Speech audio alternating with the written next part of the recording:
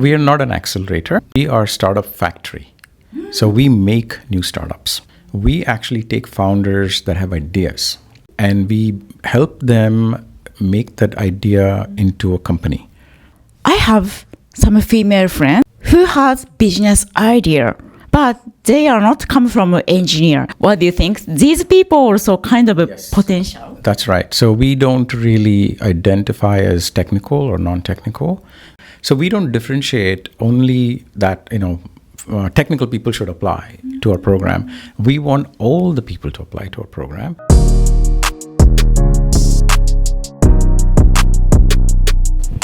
Okay, let's get started. Hi, Sandeep. Thank you so much for being here. How are you? Very good. Thank you. Glad to be here. Yeah. Please introduce about yourself. Sure. What do you do in Tokyo? Sure. I'm a partner at Antler VC. We are basically a global VC. We operate in about 30 cities globally.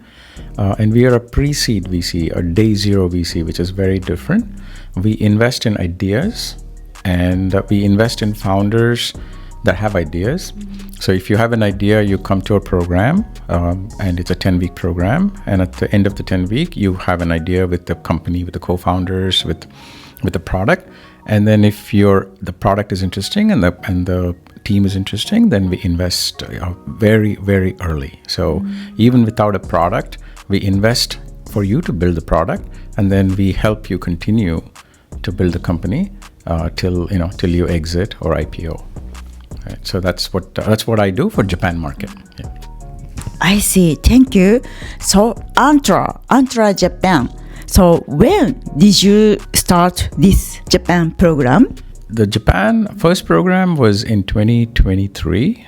And then I think the next program was in 2024. So in total, we had 3 batches since founding Antler Japan.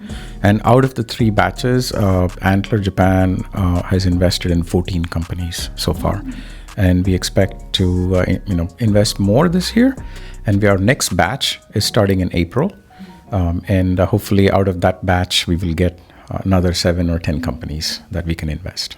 We are not an accelerator. There are other companies like Techstars and 500. Those are accelerators. We are a startup factory. So we make new startups. Usually when somebody goes to Techstars or 500 startups, they're already a startup and they are going for acceleration. Whereas in our model, we actually take founders that have ideas, right? So, and we help them make that idea into a company during our 10-week program. So we're not accelerating, we are founding companies, right? So we are basically a startup factory. And then once we do our founders make companies after the 10-week residency, then they can move on to acceleration, right? So we are a deal flow for the other venture capital in Japan. So we create those companies and we basically, without us creating these companies, there is no deal flow for the other venture capitals in Japan. So we are like a 0-day first investors. And we're not just investors, we mentor, we match with co-founders, we look at ideas, we look at how to scale those ideas, we look for product market fit. So the 10-week program is about bringing the teams together, bringing the products together, sizing the market, looking at opportunities, and then at the end of 10 weeks, we basically fund the companies, the first investment. And with that first investment is when they form the company, they register the company. So when they're with us, there is no company, right? So the registration of the company only happens after the 10-week program and after they've gotten the investment. I see. Okay, interesting. So I have some female friends who has business idea, but they are not come from an engineer. So they hesitate to start company because they don't have like a CTO friends. What do you think? These people also kind of a potential. That's right. So we don't really identify as technical or non-technical. When you want to start a company, it's not just technical. You can also need non-technical. You also need people that know how to do marketing, people that know how to do creative like yourself, right? From the creative side. People that can also do like financial, like a CFO style. And of course, the engineer, right? So we don't differentiate only that, technical people should apply to our program. We want all the people to apply to our program. And in our program, they can find co-founders. So for example, if you're an engineer, you join the program. And if your friend is not an engineer, but let's say that she's very good at, business development or sales, for example, she joins the program. So then in our program, you can match because you can decide, oh, I'm very good at engineering, but I need help in sales and marketing and business development. So she becomes your co-founder. And then you go through the ideas in the 10 weeks. And at the end of the 10 weeks, you can now, have an idea for a company. And then we go through our investment committee. And then in the investment committee, we look at your idea and your team and your market. And if all of those three aligns, then we invest. And then you have a company, right? So it's not just technical. It can be non-technical. We welcome everybody to join the program. I see. Yeah. This is good news because I saw many people misunderstanding. So good news. Please check Antler's website. And also, so 10 weeks program, right? So if possible, could you please share something about 10 weeks program? Sure.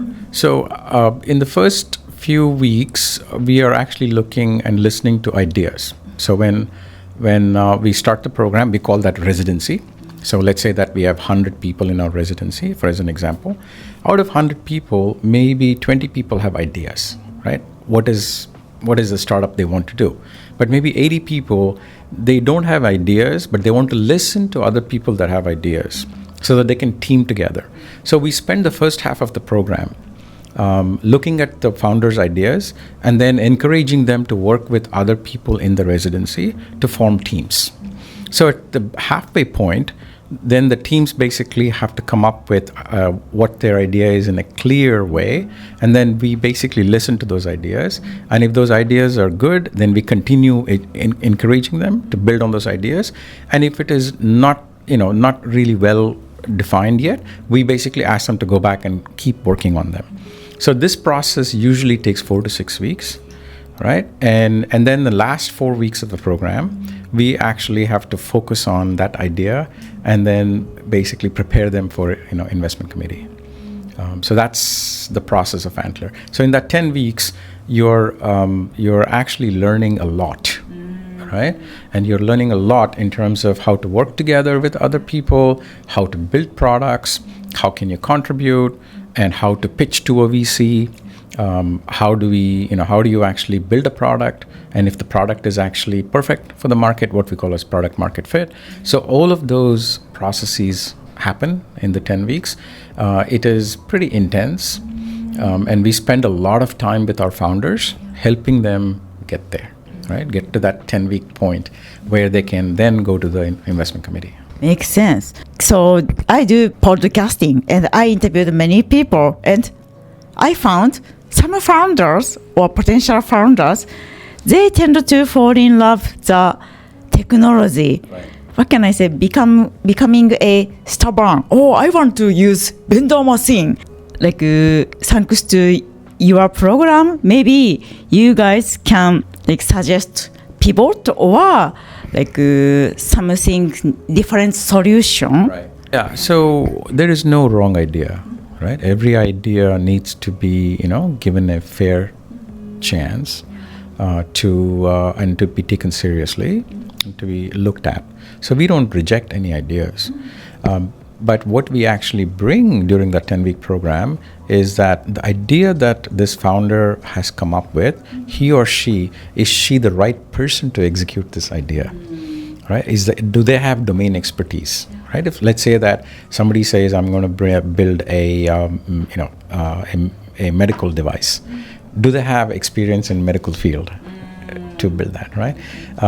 And that's basically what we look for. We never say the idea is bad. That is not our intention. Our intention is to make sure that it matches the market. So we call this, a founder market fit. And so if the founder fits the domain, then the next thing is to take a look at and say, the product that they want to develop, does it have a market fit, right? So if those two variables are covered, then they are basically a company that could go on and get investment. So we take everybody in, even the stubborn engineers, right? Because sometimes the stubborn engineers have a good idea, but they maybe don't know how to execute in the market. That means they have to find the right co-founder, right? So somebody who knows how to do marketing, somebody who knows how to do sales. So they have to match with them. And the most important thing is that from any investor perspective, is this company going to scale? Is it going to make revenue? And is it going to go raise the next round? So those are things that we discover during that 10-week program together with the founder. Yeah. So if a founder is stubborn and there is an idea that he or she wants to develop, if there is no market for that, they will discover in that 10 weeks that there is no market for that, right? And maybe they'll come up with another idea. And maybe they'll match with other co-founders. And then together they will decide, okay, maybe this original idea was not the right idea. Maybe there is another idea together we can work with that makes more sense. So all of that process happens in that 10 weeks program. I see. It's great. So kind of like reminds me of great like chemist. What can I say? Yeah, chemical. It is chemistry. It is chemistry. You're absolutely right. It is chemistry. It is, when you, any time you're starting a company, you have to have good chemistry between your co-founders, right? And sometimes it takes a long time for you to figure out. So most of the time, when do founders, start companies together? Either they were friends in high school, or they were friends in university, or they were friends in companies. They were working together. So they've known each other for a very long time. So they understand each other to a certain extent, and they can start the companies together. But unfortunately, in Japan, that doesn't happen because of the market the way it is in Japan. It's a very conservative market. So from our perspective, to bring those people into our program, it helps them actually understand, what, the chemistry, and they can understand each other, and they spend time for 10 weeks. It's not enough, but it is a start, right? Yeah. Thank you so much. By the way, here is Japan. So we have kind of a problem. So we don't have storytelling culture. So nowadays, like from the article, website, podcast, many people said storytelling is superpower. So as a potential founder, can we learn good storytelling skill from this program? Yeah. We don't call it storytelling. We call it pitch preparation. So every product, every service that a founder is basically pitching to the VC has to have a story, right? It needs to have. So what is a problem? First, number one, what is a problem? Number two, is there a solution that you're proposing to the problem? And if the solution that you're proposing to the problem, does it have a market? Right? And if it has a market, how are you going to execute into that market? And then if you need to do all these four, how much money do you need and why? Right? So it has to come on, it's like a storybook. As if an investor is going through, they have to go through those like a comic book: problem, solution, market, execution, right? So that piece, we do help our founders a lot in prepping for that. But of course, storytelling differs from person to person, obviously. So each person has their own way of approaching it. We cannot change their style, and we don't want to change their style. But overall, we try to educate them as much as possible that the only way that you can actually raise money, and only way you can actually convince your customers to join you is to have a clear, concise story, right? Just because you built a product, people are not going to just come, right?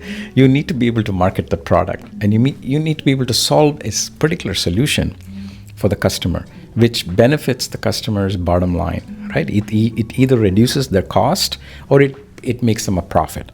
So those are the two things that you have to look at, and you have to convert that, put that into a story. And that's how you actually have to sell to the investors first and the customers next. So from our perspective, we actually do teach that process.